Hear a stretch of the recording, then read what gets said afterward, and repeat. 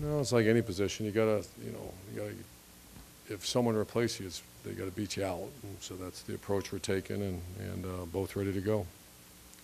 I've heard, well, I get asked questions and like, is that a process or is that someone has to beat someone out?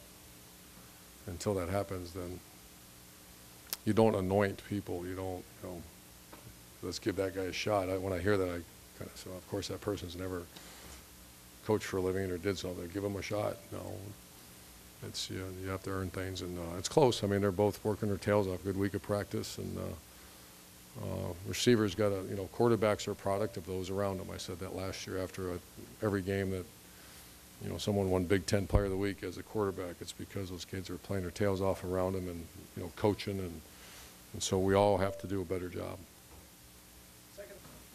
That's all somewhat true. I mean, that's very good. Those are things that we all look at constantly. We do have a lot of people that I'm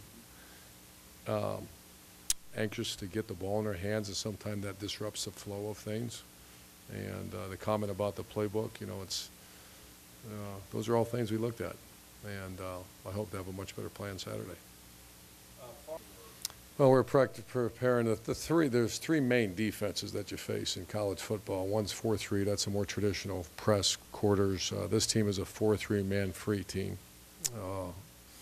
The team that we played last week was a 4-3 quarters team, and they played all odd, a lot of pressures. And Virginia Tech was a bear team that played primarily bear, but they were a bear slant angle team. We played them. So that's where Ed Warner and his troops. That's where it's all. The most important part is that's why that offensive line coach and offensive line are so critical. And we've been fortunate the last 3.5 years to, get it figured out very quickly. So we're preparing for the 4-3 man free, but we're never going to go into a game without a 3-down odd or a bear front, because they play a little bit bear, and I'm sure they're going to play a little 3-4. So we have to execute against all of them.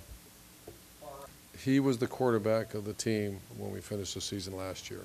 He was the quarterback of spring practice, the only healthy one, and he finished training camp as a starting quarterback. And at times he's played very good, other times he has not. To replace him, the other guy's got to pass him up, either out there or in games, and that hasn't happened.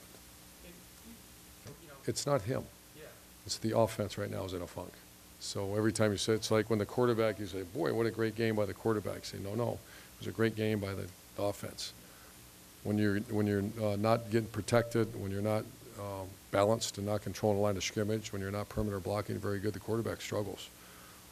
And last year we were much better at all those phases. The key to offensive football for us, and really for anybody that's good offense, is control the line of scrimmage, very good on the perimeter and blocking, and a very good play-action passing game. And that isn't Virginia Tech was pretty good. We controlled that line against a very good defense. And that the game, as that game went on, what happened?